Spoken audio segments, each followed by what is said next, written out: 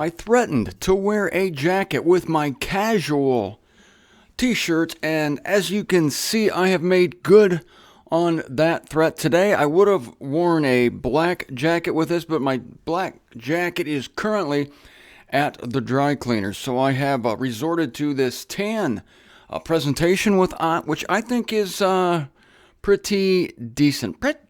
Pretty decent. So I just turned a casual shirt into a sharp dress t-shirt. Hello everyone, Martin Zender here. No, I'm still not back from Springfield, Missouri, because I'm still in Ohio. Haven't yet gone to Springfield because of the little time game I'm playing. I had to make some shows in advance. So thank you for your understanding of that. Now, the same person who sent me I remember who this is now. The same person who sent me that great verse from Isaiah about, what was it about? Oh, the good dying young, and that the young or the good are actually taken away by death, by the Lord, to withhold evil from them, to get them out of this, if I can use the technical term, crappy eon, so that they can enter into their rest, which is a euphemism for death. It was Catherine in California who sent me that verse. Now, ladies and gentlemen, Catherine has sent me another verse, Isaiah 59, 14, and 15, and I need to go to this because you need to hear this because it perfectly explains what's happening in these days. Now, our apostle prophesied of these days. Yes, he did. The apostle Paul. Oh, you thought he was just an apostle. No, he was also a prophet.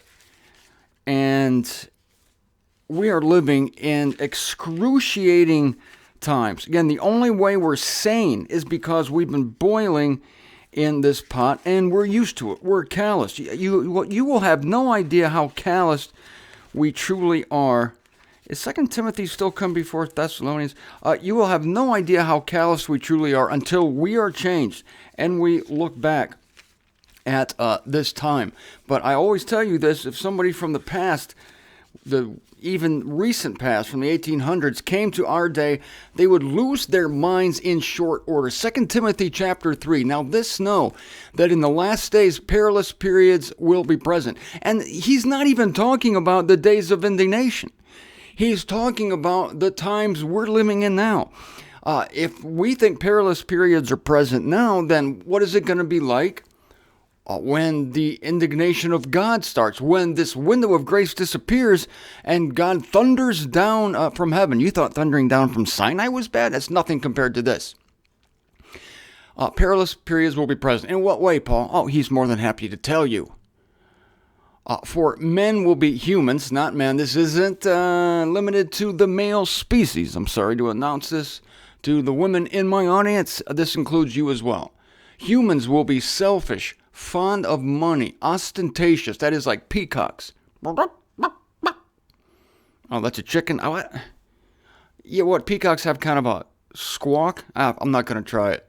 Ostentatious, proud, calumniators. That is blasphemers, stubborn to parents, ungrateful. Man, is that ever the case today? Malign, without natural affection. We see children killing their parents as never before. We see parents strangling, killing their children as never before. I mean, sure, it happened back there when the Israelites sacrificed their children to Moloch. But since the Enlightenment, the Reformation, this is unheard of. Unfortunately, it's not unheard of. It does happen sporadically, but today it's epidemic. Without natural affection, husbands are killing their wives. They're beating them, they're stabbing them, they're shooting them. And wives are doing same things to husbands. No natural affection. But this thing where kids are killing their parents is unbelievable. I mean, at least in the old days, parents offered their children to Moloch. Yeah, okay, I can understand that. I can't. But this is all part of without natural affection. Implacable. You can't satisfy them. They just get something get a burr under their saddle, and there's no ending it. It's the eternal victim mentality. Can't be satisfied. Adversaries, uncontrollable, fierce, and I blame video games for some of this, and the violence on television, the violence in movies, which I can't stand to see, and which apparently most people don't have a problem with. They can sit there and watch human beings being brutalized, dismembered, shot, stabbed while eating popcorn. This stuff bothers the heck out of me. This is fierce. This is fierce. There's a fierceness today in the population, averse to the good. We're going to get to that in the passage of Isaiah. I haven't forgotten about the unveiling. We're still talking about why the second trumpet means that Christ has come, even though it doesn't state directly that he has. Have not forgotten about that.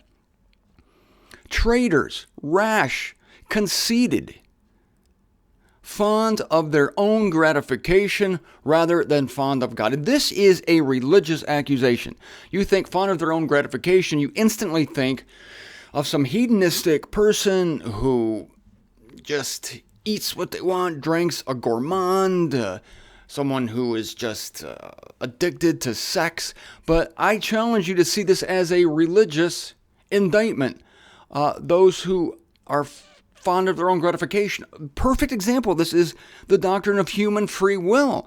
Those who believe in it are fond of their gratification because it gratifies the human to be the instrumental party in the plan of salvation, the instrumental party. This is gratifying to the human, and it gratifies them more, that they're fond more, let's say, of their gratification than they are fond of God. Because you present the truth of God to them, what do? They hate it. They absolutely hate it. And they will chuck you out of the picture, out of their lives. Oh, you want to tell me God's in control of everything? Oh, he's not in control of me. I have a free will. This is fond of one's own gratification. And they're also gratified to know that most of humanity will spend eternity in hell. This is not a fondness for God, because God never came up with this. This is a false teaching. Brought to you by our friends in the Christian religion, having a form of devoutness yet denying the power. And there's the ultimate indictment, the form of devoutness and denying the power. This comes out of the statement of being fond of oneself rather than fond of God.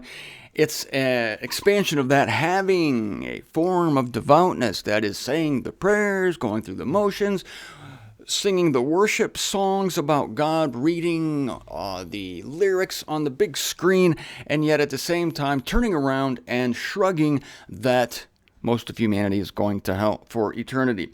So that's where we are. That's why the day of indignation is coming. Again, I say this, I know I'm repeating myself, but new people watching the show. This is why Revelation is happening. You may be in this world and you're going, what? There's nothing so bad. What's so bad about this world? I'm telling you, you are a frog boiling in the pot, and you can't see just how terrible it is. And God is going to mercifully put an end to it.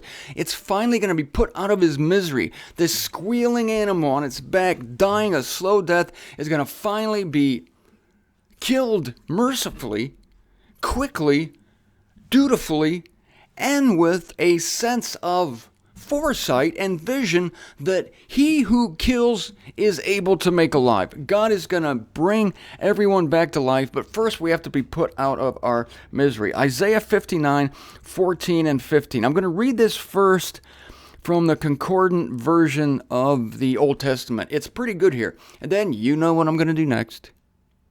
What? That's right. My new favorite translation, the ICB, International Children's Version. Okay, Isaiah 59, verses 14 and 15. And thank you, Catherine from California. Listen to this. So, right judgment is turned away backward. This is a concordant version. Right judgment, thinking the right things, making the right decision, is turned around backward. And justice is standing far off. For truth stumbles in the square.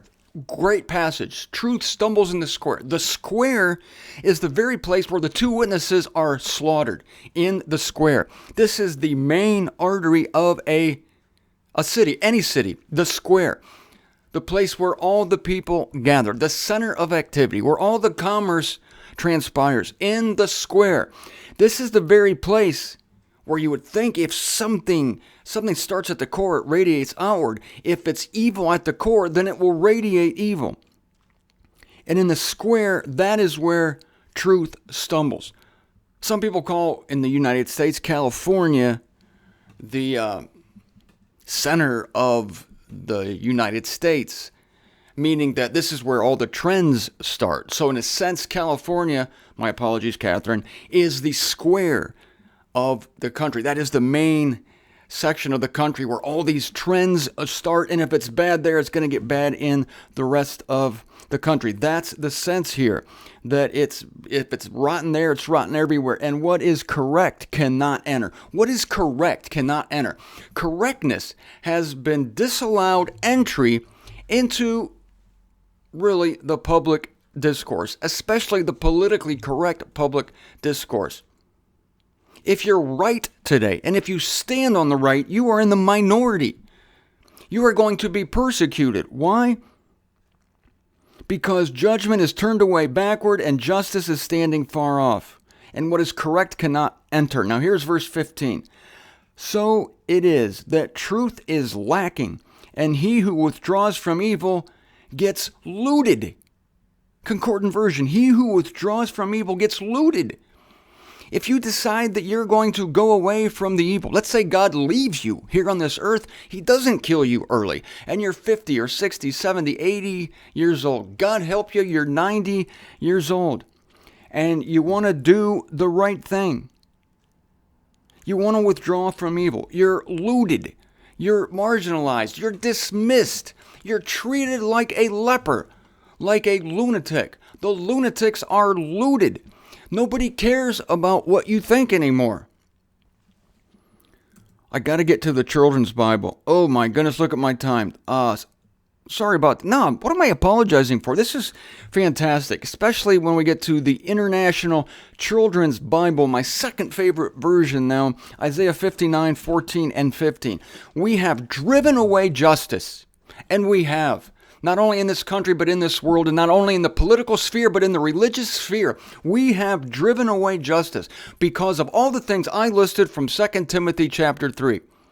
Proud, ostentatious, averse to the good, traitors, rash. We have kept away from what is right. It's the opposite. We draw iniquity near, and we keep away what is right. Truth is not spoken in the streets, and it's not. People too busy listening to their iPods, man. Truth is not spoken there. People too busy rapping, jamming, plugging out, dropping out of society. What is honest is not allowed to enter the city. Truth cannot be found anywhere. And people who refuse to do evil are attacked. People who refuse to do evil are attacked. The victims of crimes become the perps. They're convicted as the perpetrators of the crime because everything's backwards. That was the word the Concordant version used. Love that word. Everything's backwards. So the victims have to defend themselves, and it's no longer innocent until proven guilty. You're assumed to be guilty, and all it takes in this life is an accusation to smear your character, and now you have to prove yourself innocent. It's despicable. It's dislocated. It's dyslexic. Did I say despicable? Yeah. It's, God, I hope this show's about over. All right. There's going to be a few days not for you. For me, there's going to be a few days transpire between this video and the one I do next, which is going to be the one I make when I come back from Missouri. So I trust I will have a report for you from the saints, because I am looking for respite from everything I just talked to you about, everything I just shouldered, felt, and I'm going to bring you tidings of great joy. And I'm sure as heck not talking about Christmas. I'm talking about the saints. I'm talking about the truth, because there are small pockets yet in this country and in this world where truth is spoken, and where falsehood is banished. The next you hear from me, I will be talking about just such a place.